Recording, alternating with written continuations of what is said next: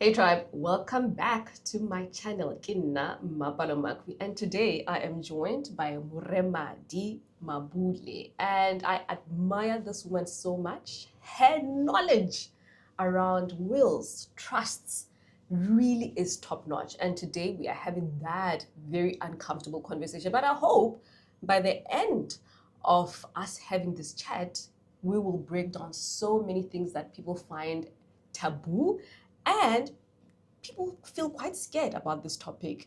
And I think, especially in our culture, once you start talking about dying, Yep.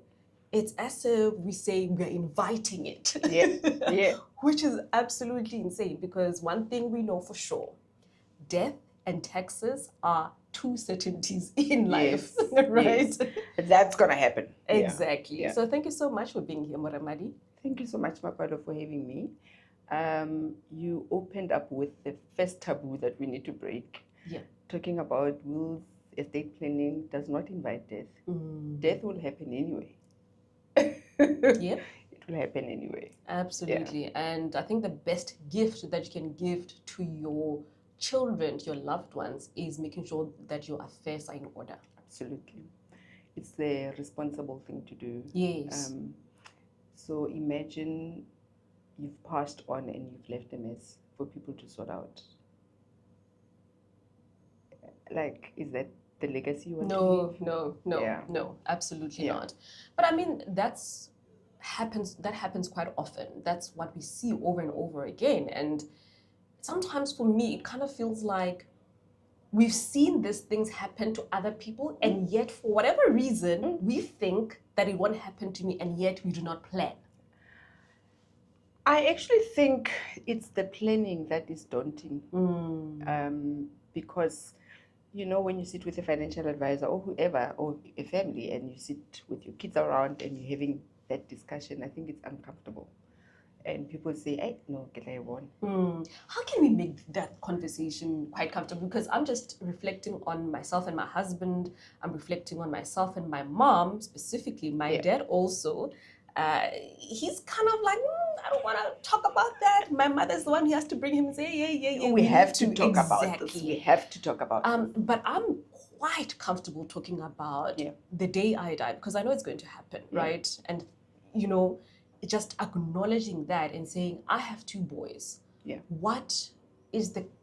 How do I want them to handle that phase? Yeah. Hopefully it'll happen when I'm much, much older, but just Yes. making sure that things are tight and put together because I've seen just Yeah. how devastating it is when you pass away without a plan. But how do we start these conversations for someone who's not like you or I, who is thinking to themselves, oh, where do I start? I actually think starting is the first point. Yeah. Just having money conversations. We don't talk about money, unfortunately, as black people, and I don't want to make it a black issue. Yes.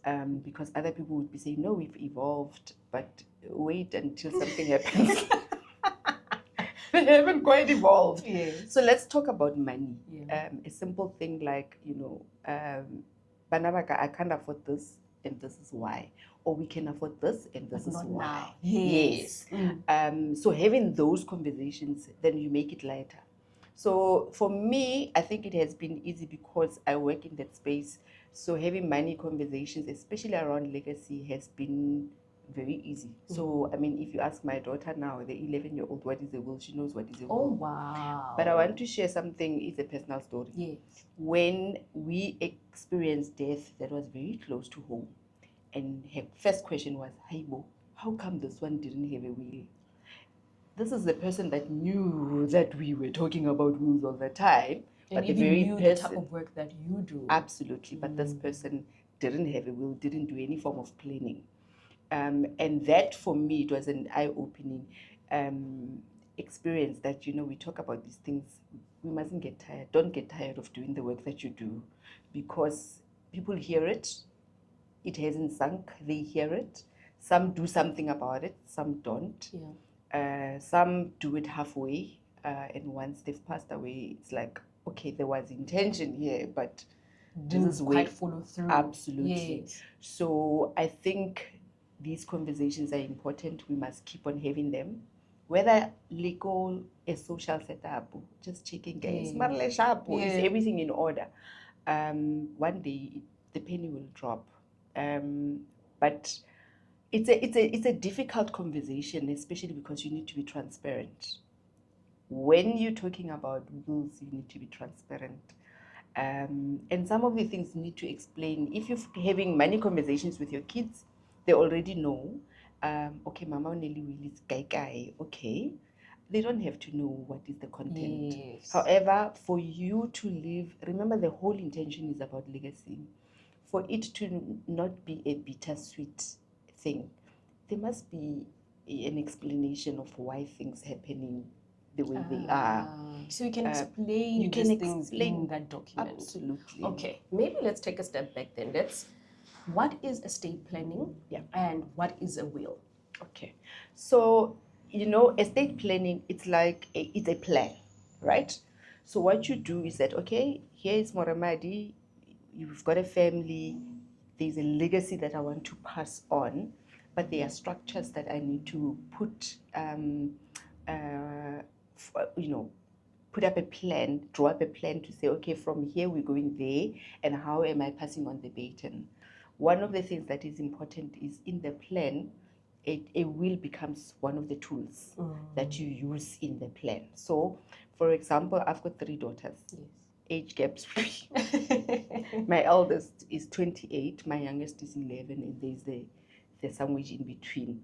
So in that plan, I need to cater for their needs. Their needs are completely different. Yes. So I'll sit with an advisor and say, okay, I want to leave a legacy. This is what I want to leave for my kids. In most cases, most people, what they have in their estate would be a fixed property. Yes. Let's make it as simple as just a fixed property. Now, 28-year-old has her own home. These 2 are young. Who's going to be looking after this house? I want to pass it on. Do I pass it on to all 3, to all 2, to just 1? What is the logic behind that? So you've got a plan. Once you've got a plan, so that plan will look at what assets are in there. It would look at if we need liquidity. Remember, at the moment, I'm the one that's putting bread on the table. Yes. If I pass on, who's going to be putting bread on the table for the small ones? How are they going to be able to continue with life? The plan includes that. And then we also add what we call liquidity. So remember, I spoke about their needs, I spoke about the asset, now we're looking at liquidity. What other expenses need to be paid? At the moment, the house is a bond. Who's going to pay for the bond? It's going to be paid off. Exactly. Those kind. Yes. So that's in the plan. So that's what estate planning. So we're planning around your estate. That's why it's called estate planning. The will becomes one of the tools that you use. Policies become the tools that you use. A trust, if you're setting up a trust, become a tool that you use in the plan. So what is a will? It's a legal document. Now that is a legal document. Yes. There are requirements. So there is a Wills Act. The Wills Act actually specifies what needs to be in a will, how it needs to be executed and drafted, and what constitutes a valid will. Yes. So that you get it in the Wills Act. We watch a lot of movies. Other people would be saying, no, we'll just do a quick recording, and the Wills Act hasn't evolved, guys. So we are still at this thing must be written, it must be signed, there must be witnesses. It's still there. One of the biggest mistakes I've seen is people writing a will, the testator, who is now the author of the will, signing it, and then taking it to next door after 3 days for the neighbors to sign as witnesses. That's problematic. We've seen it in court that sometimes it can be challenged. Sure. And or you have a wrong person as a witness. I could be saying to my daughter, quickly sign here as a witness. My daughter then will be disqualified to inherit in terms of that will. So that is some of the things that people... Okay, so say them like this for us. Yeah.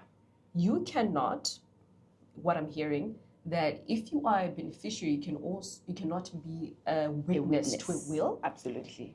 And you need to have your witnesses on the same day at the Yes. same time as Yes. you, the person drafting the will, Absolutely. for it to be valid. 100%. Fantastic. Okay. Now, let's talk about executor. What is the purpose of an executor? Who is an executor? Yeah. And who can I choose? What characteristics and qualifications Yeah. must an executor have? This one, it's always very tricky because, hey, there's different schools of thought. Yes. Right? An executor is somebody who's going to step into Moremadi's shoes. Moremadi has passed. This person will step into my shoes and wrap up my financial affairs. For example, I've got a bond. This person is going to go to my bank and say, okay, this person has passed away. They will now liaise with them in terms of what needs to happen. Was there enough cover in here? Let's pay up, and then the property is going to be transferred to my kids or whoever that is, going to be the beneficiary. The same person, let's say you've got a cell phone contract or whatever, the person will contact those people and do close, wrap up everything, and then pass it on to the heirs. Important to choose an executor that knows what to do. Other people argue that, no, I can choose my spouse. Nothing wrong with choosing your spouse as an executor. When your asset is more than 250,000 rand, Yes. then your spouse will go to the master, and the master will say, hey, your estate value is more than 250. Now you're going to get the letter of executorship in your name when a spouse, but then you must go get an agent to assist you with winding up the deceased. Why is estate. that? That's when you obviously don't know what to do. Okay. In most cases. So people that need to take up executorship is normally attorneys, trust companies, the banks. So within the bank, you do get trust companies. Yes, even with financial planning companies as well. Absolutely, you do get, with insurance companies, you do get trust businesses that will be able, an auditor, an accountant, they'll be able to know what to do. But imagine you are the spouse now running around. Do you really Especially want to, around that time? You want to be running around doing that? I don't think so. No. I don't think it's a good idea. However, the benefit there as the spouse is that now, remember, your partner has passed away. When you go to these service providers, you can negotiate on executor's fees.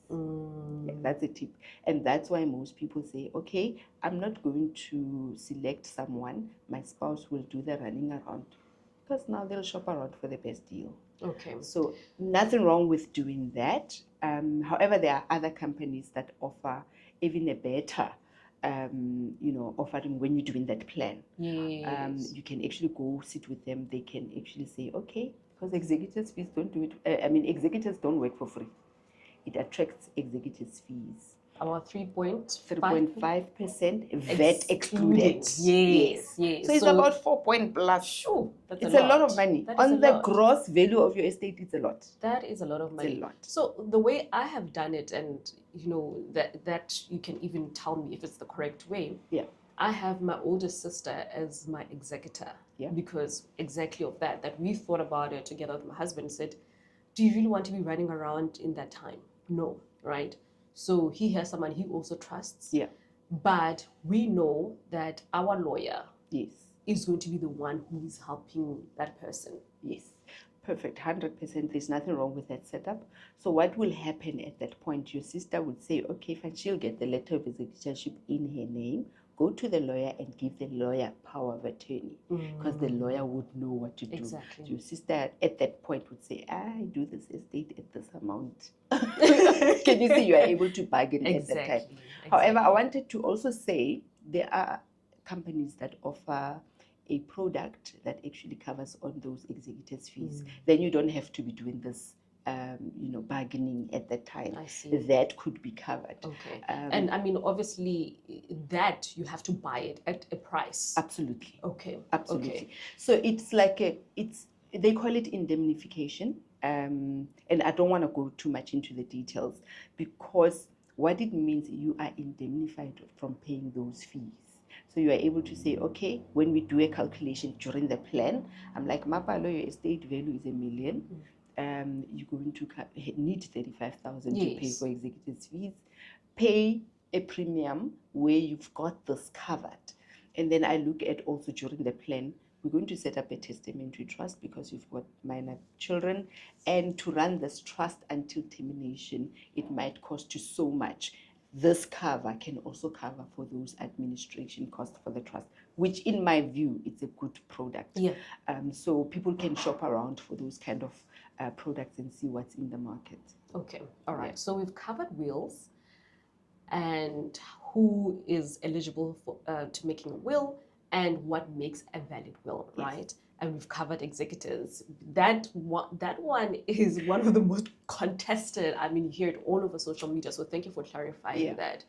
Now, why is it important to appoint a guardian if you have minor children in a will? Yeah.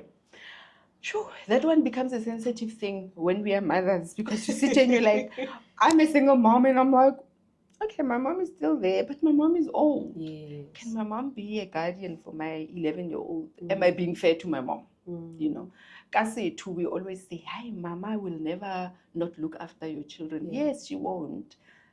But is it fair?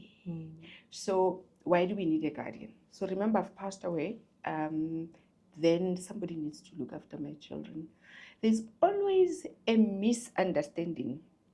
Hopefully we'll clarify it here. That if you're nominating someone as a guardian,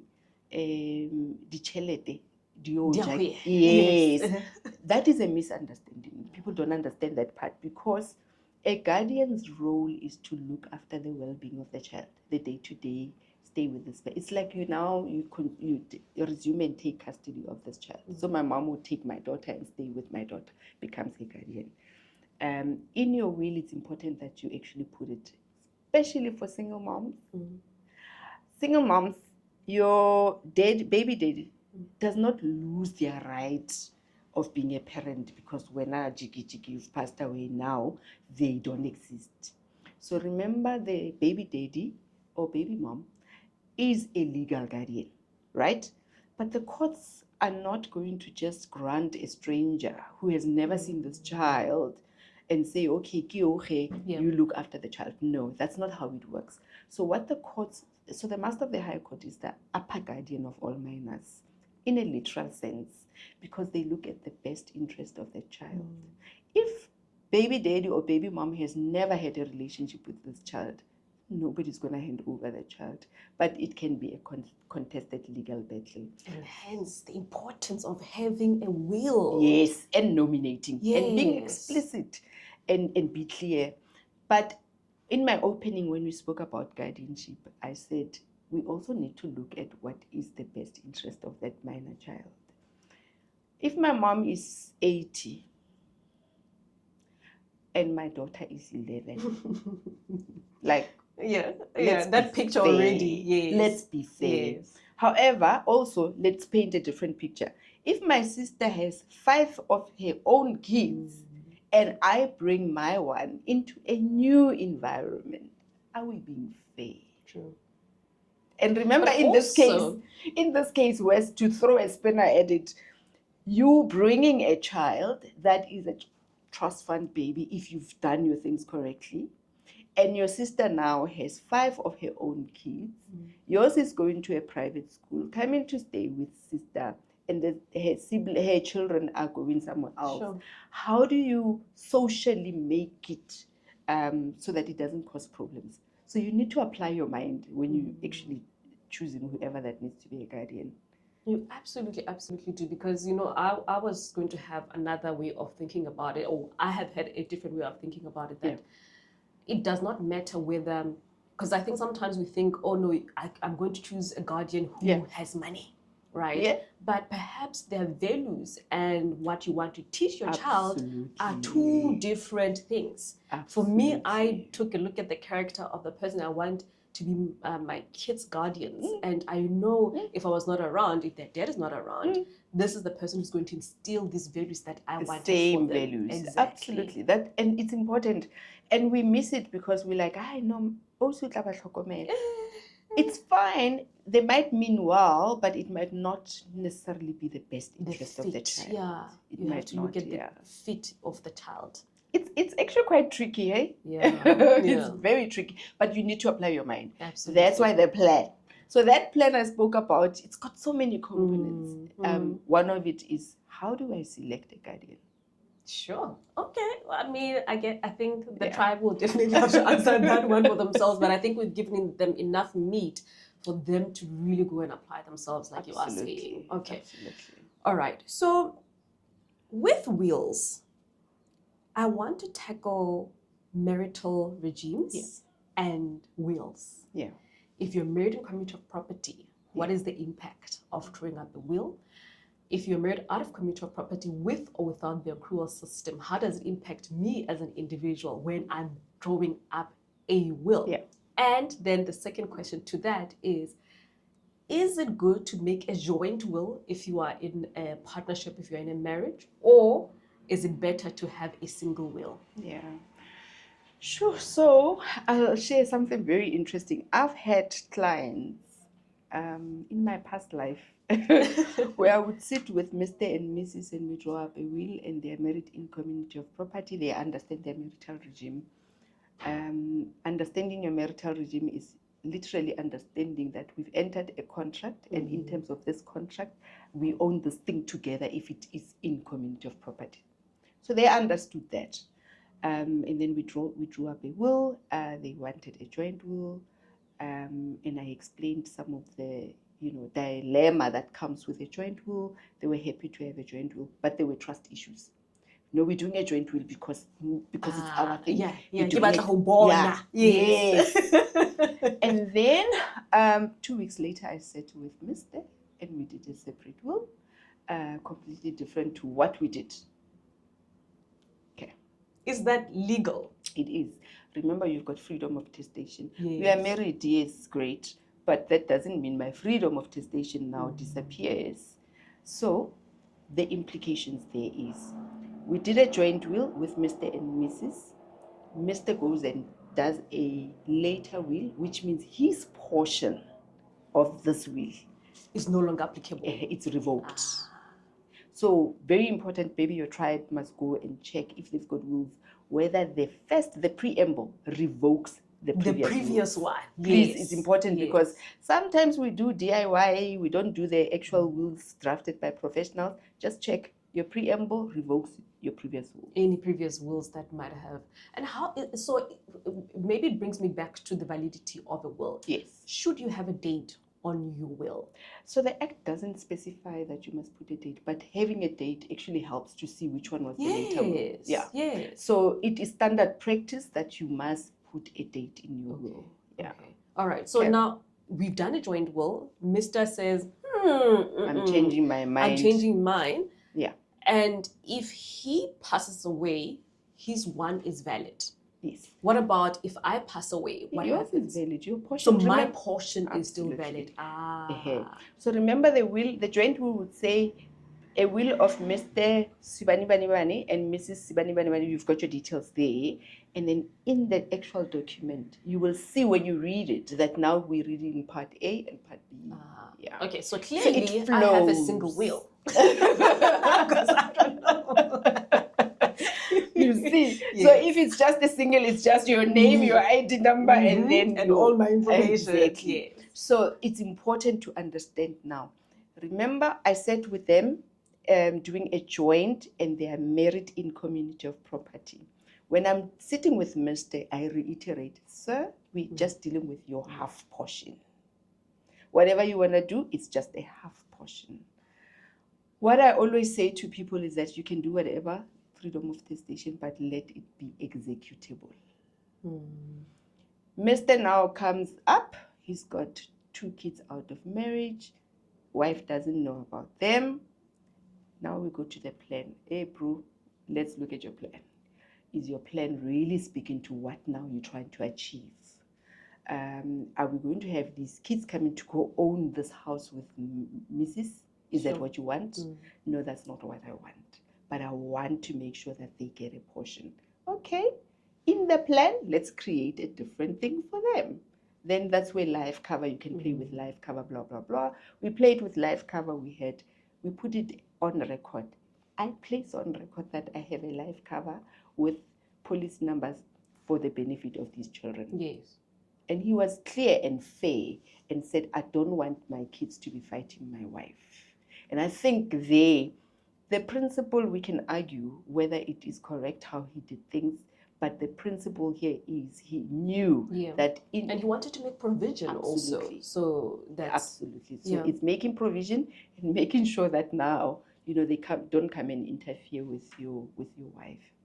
On the other hand. Okay, so we're going to get slightly more technical now. Okay. Because I want us to talk about the life cover. So part of estate planning, some of the tools. The tools, are life cover. What some of the assets or things that are considered assets, right? Yes. That go into this plan. So I'm going to take myself as an example. Let's say I have a retirement annuity or a pension fund. Yeah. Then on the one side, I also have a life cover. How are those treated? Yeah. I think that's a very important question because a lot of times people would confuse what they see in the pension as, I've got so much money and I can play around, do this estate plan with this. Yes. So there's a different act that deals with your pension fund. It's called the Pension Fund Act. So your retirement annuity, your provident fund, your pension fund, we're talking about the Pension Funds Act. And then we've got the Wills Act, and then we've got Administration of Deceased Estate. So where we look at which asset form part of which pool now. Your pension fund, your provident, your RA, they come into the pension fund. They don't form part of your estate. Someone can argue, I've seen in my will where we're referring to pension monies. Yes. So you will see it, depending on who drafted your will. It normally says, provided it is payable to my estate. Meaning, the trustees this side, they've exhausted where they need to pay this. It might come here. Does that happen often? No. Okay. Okay. But I mean, I guess you have to make provision for all. Absolutely, scenarios. So the trustees here on the other side, so what's important in the plan, when you're doing estate plan, is to also make sure that your beneficiary nomination form at work that deals with your pension fund is up to date. Most people, the last time they saw that thing was when they signed on to the company. Exactly. Yeah. And life now has happened. Yes. So it's important that it is aligned. You mustn't now confuse, the whole plan. So the trustees here, they'll actually make a call. They use their discretion, and what they normally look at is financial dependence. And this is a huge debate. I think this one needs a podcast on its own. Because we hear a lot of judgments nowadays coming through where they're saying, okay, the girlfriend, the what's happening? So it's because now the trustees, they look at financial dependence. So if I can prove that I was financially dependent on you, I can go to the trustees and say, hey. Absolutely. Okay. So financial dependence. Okay. Here we're talking, you've done a plan, there's a will, it's clear. Then you dictate what needs to happen. So I'm guessing if you do not have any issues, right? It's just me and my partner. We have kids. Life is simple. Yeah. I have a pension fund. The trustees are there. I have a retirement annuity. Yeah. I even put it in my will also to say my funds must be split this way, and I put my beneficiaries there, and there are no issues. It can still go according to. It will go according to plan. So what will happen? It won't go according to the will per se. It will go according to plan. The nomination form, everything to my spouse and children, they will get it as is because now financial dependence is clear. Yes. And then in your will itself, you will say, okay, nothing. Let's say the pension does not flow at all into the estate. But what flows in might be your life cover. Yes. So beneficiary nomination in terms of your life cover is also important. Biggest mistake people make is to nominate minor children. I was going to come to that. We take life covers and we nominate our 3-year-olds as beneficiaries. What is the problem with that? Because perhaps I'm thinking, oh goodness, I don't want to nominate Sbanban because, I don't want them to chow my child's money. How do you deal with that? How do you deal, let's say in this case, you're a single parent. Yeah. Who do you nominate in that place? A simple way of doing it, and then there is now on the flip side of the coin is the cost implication. Okay, So we'll get to address that. that. Yeah. Is to say I'm taking 3 million cover for my 11-year-old. It's going into the estate because I'm setting up a trust. Remember, it's the plan. Part of the plan, I've got a Yes. trust. And the trust is a tool. It's a in tool. there. Okay. And that tool is for my daughter now to be looked after, But now where do I get 3 million? I've catered for the 3 million using a tool, which is the life cover. And then this cover is coming into the estate, boom, to the trust for the benefit of my child. The flip side of the coin is said, Moremadi, now, if you're telling me to take 3 million and put it in my estate, executors' fees are going to skyrocket. So that's the... Ooh, yes. I Can can you imagine see? if I have like a 10 million rand life cover and it's going into the estate, that's 3.5 That's or a lot. 3.99%. Oh, That's a oh lot. no. That's a lot. Oh no. That's a lot. So depending on the conversation you have with your financial advisor, there are other insurance houses that have got a plan in terms of trying to channel that money into a different fund. It could be a guardian trust, but if it's coming into a testamentary trust, it needs to via the estate. Ooh, that is painful. It is painful. That's why part of the tools you might have a product that can help you with that. Yes, with that. And I think then we need to talk about liquidity in Yes. this when you are winding up your estate. Yeah. And I think, Mapalo, liquidity, people mustn't see it as an exercise that you do once off. Because you could be, you are evolving, you are growing, assets are growing as well. It needs to speak to that. Today we could sit here and say it's just R1 million. I just need 35,000 to wind up the estate. I just need a couple of thousand here and there. But before you know it, you need quite a lot of money. Okay. So it needs to be revisited. I think it's just like a financial plan. Whenever Absolutely. you have children, whenever you get married, whenever you get divorced, whenever there's life changes in that's happening, make sure that you go back and revise the plan. And make sure that it really, really now makes sense. Because it could be a half-cooked plan. Yeah. Okay. So now you have in your will that there is going to be a testamentary trust. What are the cost implications to a testamentary trust? Right? Then I want to talk about living trusts, or are they called inter vivos? Inter vivos trust. But first, let's talk about the cost implications of this testamentary trust and practically what does it take. So now you've passed away, you have this thing in the will that there's going to be a testamentary trust for Mwelezi and Mulimo. How does it look practically once your estate is being wound up? First thing that is important is that now this trust is for the benefit of the minor children. You get to draft it and decide in the will. So part of the plan, it's like, okay, I'm going to have a will, I'm going to set up a testamentary trust. It comes in due to death, right? Yes. Then the will itself, it becomes the actual trust deed for the trust. So you need to be very clear. What do you want to put there? Okay. You can do a straightforward one. It's a testamentary trust for my children until they turn 25. I want this trust to look after them on a monthly basis. I want them when they turn 25, when it terminates, I want them to run with the capital. Okay. But there has to be money to be doing all of these things also. All these things sounds great. Yes. They need money. Yeah. You need money for the actual day-to-day, making sure the kids are looked after. You need money for whoever that's going to be the trustee. That's where administration costs become very expensive. There are products that you can take to cover that as well. And how important is it to choose the right trustee for this testamentary trust? Because you won't be around anymore to make sure that, yes, they are going according to the thing that you've written. Exactly. Who do you choose as a trustee for this testamentary trust?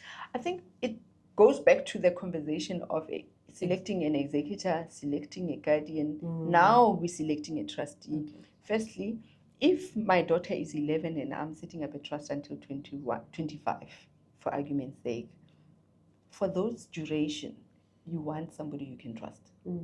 Because they need to know what's going on. And also, really going back to our conversation, if you were to make your mom, who's 80 years old already, when your child is 11 years old, that is Can not you see? practical. It's not practical. Yeah. So there must be someone who is actually a professional in that stage. Remember now, these assets, they are going to be managing them until 25. How are they managing them? Yeah. So trust companies, in most cases, they do offer that service. Some attorneys offer the service as well. So it's important that you do your due diligence. Yes. Can they do this? Are they in this kind of business? And then they can, administer that. Fixed property only in a trust becomes a problem, because fixed property in a trust, it means now, where's money going to be for the upkeep of this fixed property? Areas dilapidate, who's going to be really managing this household? So that is important, that when you're doing the plan, bear that in mind. Yeah. So the cost factor, it is an expensive exercise, actually. Sure. Yeah. Okay. All right. You've put quite a lot in perspective around testamentary trusts. Yeah. Now, on social media, of course. Yeah. I always laugh and say there's so much. Real practical, real life, and people like Moremadi who've seen these things in practice, how it plays out, versus just saying. Somebody saying, yes. So we now know what a testamentary trust is. Yeah. It comes into being once you pass away. Yeah. For the benefit of whoever you want to benefit. Yeah. Then an inter vivos or living trust is, I am still here, ke Mapalo, ke Moremadi, yes. and I'm setting up a trust. Tell us about it, please. So this is where I get excited, because we spoke about the plan. I'm sitting with you, I'm doing your plan, I'm saying, Mapalo, your estate value is now too much. Because remember, the more you grow in your estate in your personal capacity, the more estate duty. So dying is very expensive. It's very expensive dying.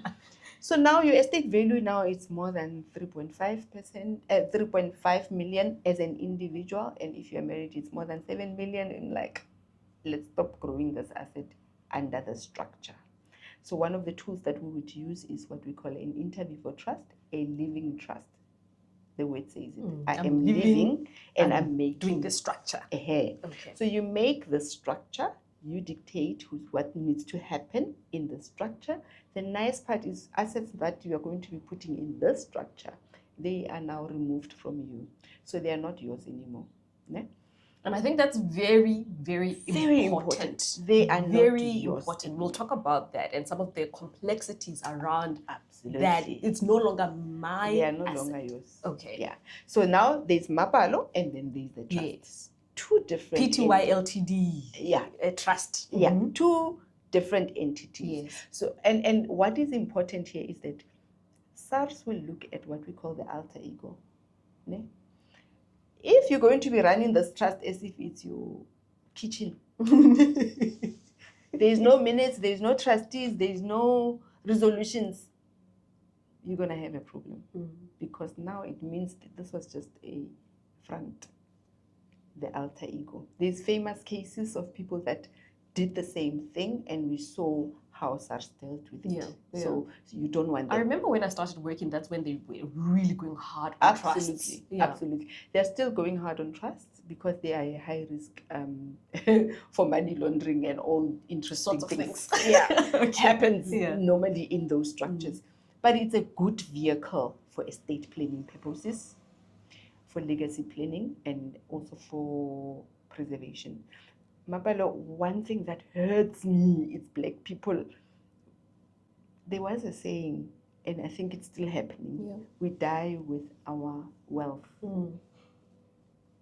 But unfortunately, but these structures are there to help us not die with our wealth. So if I am someone who works at a company, I have an 8 to 5, I earn a certain amount, the only asset really I have is my pension or provident fund perhaps, and perhaps my property that I'll have to get a bond so that it gets paid off. Yeah. Is a living trust something that I should be pursuing? Because again, on social media, they say everybody under the sun must just go do a trust. So I always say they must, in the plan, we need to know why we're doing this. Yes. Ne? I've seen the growing trend. Okay, a lot of people are creating wealth with properties. That makes perfect sense. That don't buy them in your name, buy them in a separate vehicle. That makes perfect sense. And then on the flip side, there is those who are saying there is a growing trend of people fighting for family homes. People are saying, let's put family homes in a trust. Then nobody actually owns this. It's the family trust. It's a trust asset, and then whoever gets to live in there, borrow. Okay, I hear the concept. My issue has always been, what if this area dilapidates and nobody actually wants to live there? Now we need to come back as beneficiaries of that trust or the trustees of that trust and say, okay, now let's make it a resolution. We need to sell. So there's always flip sides and conversations that needs to happen around how we actually structuring things. So none of that is wrong. Yeah. So none of it is wrong. Just needs to make sense. Why are we doing it? Yes.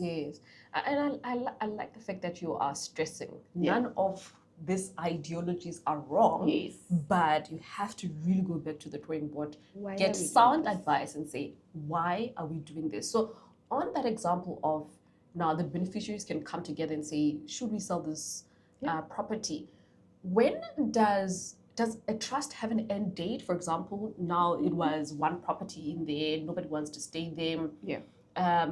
Do you change the trust deed? How is it changed? Yes.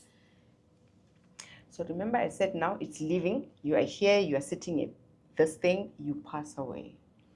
And then in the trust deed itself, we do have,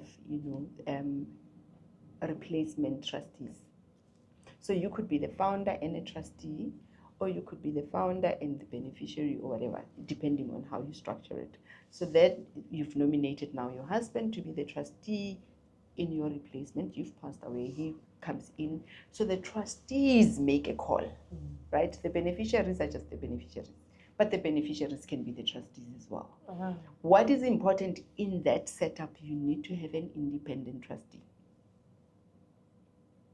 So we can't just be just a family trying to do this thing. We need an independent trustee. And as indicated, we need to run it like a separate structure. There must be minutes, there must be meetings, there must be resolutions. Okay.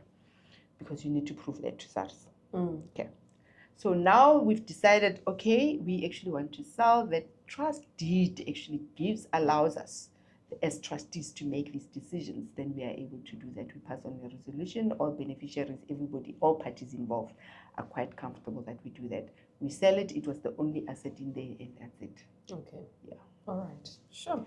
The master plays an important role in this whole process. When we're changing trustees, the master needs to be notified. We change the resolution. All that process of who's actually be running the structure. The master of the High Court is governed involved. by that. It's governance. Yeah. Okay. So let's talk about if you are married. Yeah. And both of you decide we are going to put our assets in there in a trust. Yeah. And we know the dissolution of marriage happens through death and divorce. Yeah. So let us assume that there is a divorce. Yeah. And normally, of course, you're divorcing, things are not pretty. You don't look at your partner as the love of your life anymore. And now you want out of this trust. How easy is it to dissolve the trust? How easy is it to... Because remember what you said earlier, that with the trust, these assets are no longer yours. The same thing. So we are divorcing. Remember, and I want to reiterate that we must remember marriage is a contract. So we're walking away from this contract. However, we've got now this vehicle where we are both founders or we are beneficiaries of that vehicle. So what happens here is just an exercise where we're saying, okay, maybe we don't have anything. That scenario sometimes works because now the asset in there, they are probably for the benefit of kids. We were just the founders. That's perfect. Means now we don't have to sell anything. We don't have to be fighting for things. Already we've done the cleaning up. There's nothing here.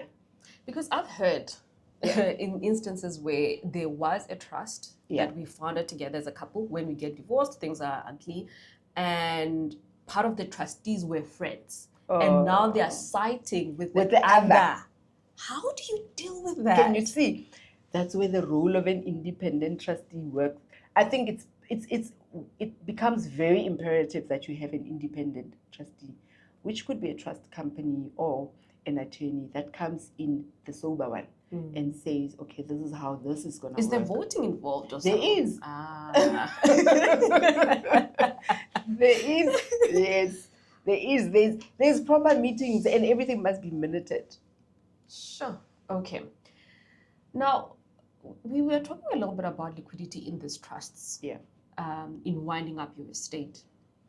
What if there's more debts than there is money? So your car, your house, you didn't make provision for that. What happens? Because I'm sure it's happened before. It happens all the time. Oh my goodness. That's why I said, Mapalo, don't get tired of doing this work that you do, because the penny really drops. I think at a very tiny speed. It happens all the time. So in that scenario, we're calling it an insolvent estate. There's no money, there's more expenses than there is liquidity. Most trust businesses in that scenario, they'll help you do the process up to getting the letter of executorship, because if the beneficiaries don't agree on selling assets, we need to find a way, how are we going to raise the money? And in most cases, it's like dead end, there is no way. It's been a while that I haven't seen auction an estate late, but they are there. If you've seen it before, it's because there's no money there. There's an auction now, we need to sell assets, becomes an estate late auction, and that's how we create or try and cover the costs. The sad part, Mapalo, is when you are married now with your husband, you go get a bond. True story, it happened to people that I know. You get a bond together. Remember, they assess your affordability of both of you. Yes.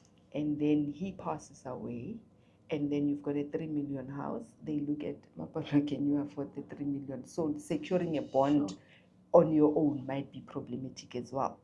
So people need to be mindful of those. So imagine now you don't have life cover to pay off the bond, and now you can't afford the house by yourself. Yes. Yo. Can you see now the only way is to estate late, put this thing on an auction, and Moremadi, it's sad. It is very sad, and I'll tell you, when we were still in Joburg and we were looking at houses, before we bought a house, we'd go to these houses, and I remember we went to this one.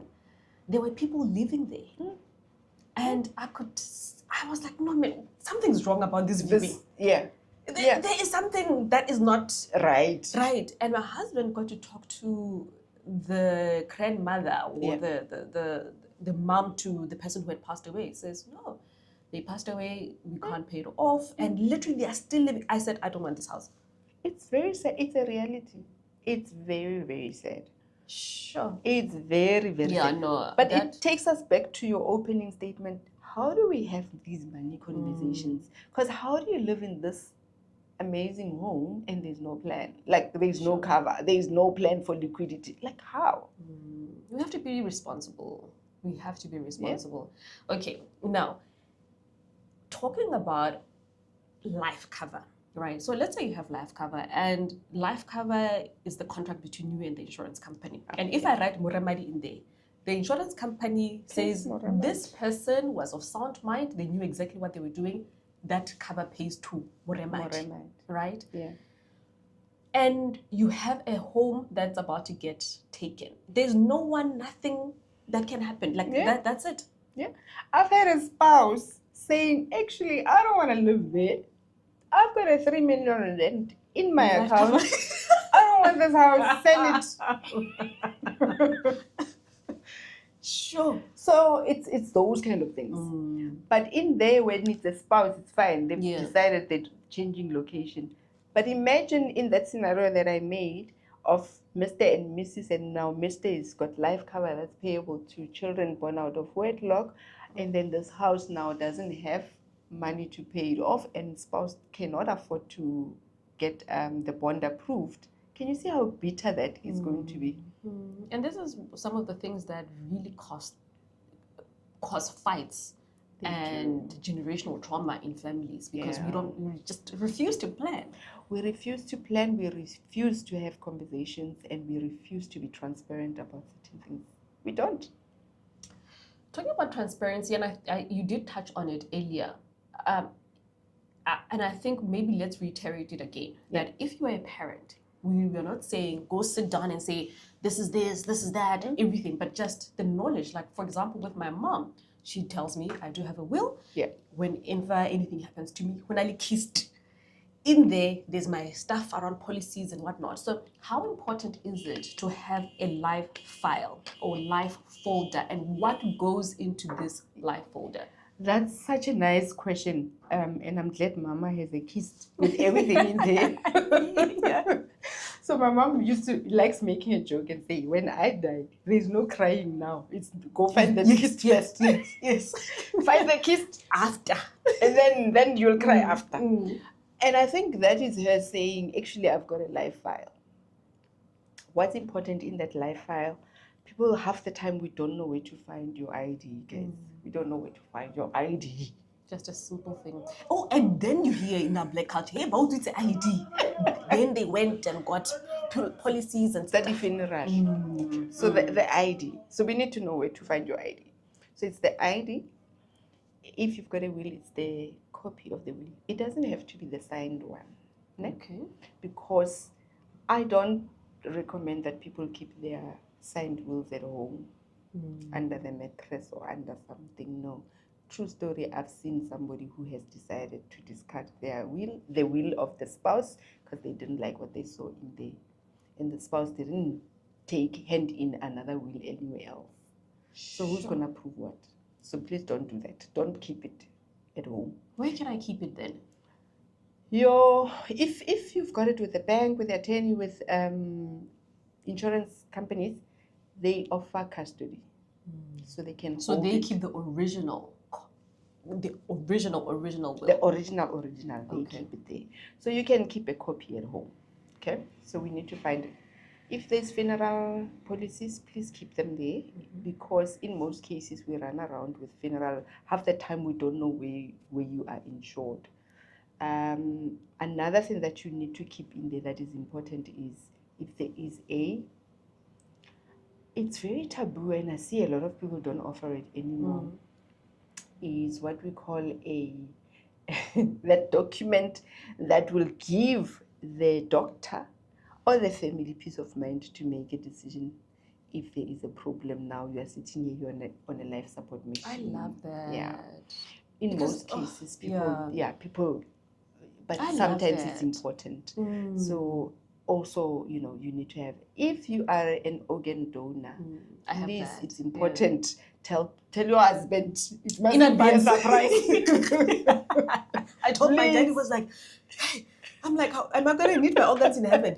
Like, yes, people get scared. Like, I used to say, and also, you can even say, I want to be cremated, that sort of thing. Yeah. So put them there where people can actually access them. The cremation and the burial, and I want my ashes to be thrown somewhere or bury me in the US, guys, please communicate it while you are still alive. Yeah. True story. I want people to have champagne at my funeral. Communicate it. I had an interesting scenario early in my days when I started working in the fiduciary space. Yes.